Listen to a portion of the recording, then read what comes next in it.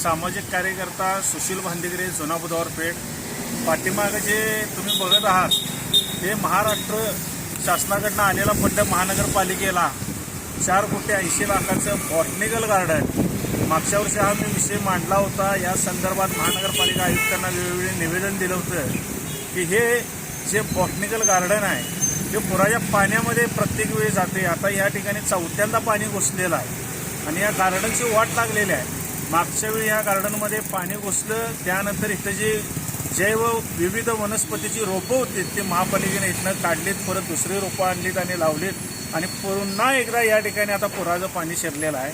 आणि कहर म्हणजे या ठिकाणी गंगावेश मार्गे जे गटरीचं पाणी येते तो नाला डायरेक्ट ह्या बॉटनिकल गार्डनमध्ये सोडलेला आहे. ते या ठिकाणी तुम्ही आता बघू शकताय.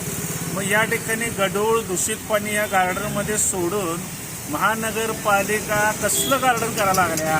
आमची पहिल्यापासून मागणी होती की या ठिकाणी मैदान करा. यात बुधवार पेठ, शुक्रवार पेठ, शनिवार पेठेला मैदान नाही आहे आणि या मैदानाबरोबर या ठिकाणी जे अंबाबाईला भक्त येतात त्यांच्यासाठी या ठिकाणी पार्किंग झालं असतं, त्यातनं महापालिकेचं उत्पन्न वाढलं असता, त्याचबरोबर इथं पेव्हिंग ट्रॅक केला असता, लोकांना फिरायला मिळालं असतं. पण महानगरपालिकेनं शासनाचा आलेला फंड कुठंतरी मुरवायचा म्हणून या ठिकाणी हा घाट घातलेला मला दिसतोय.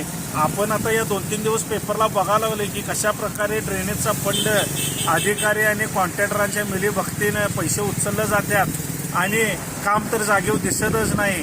पण अशा पद्धतीने इथं कुठंतरी पैसे टक्केवारीमध्ये खाल्ले गेलेत काय.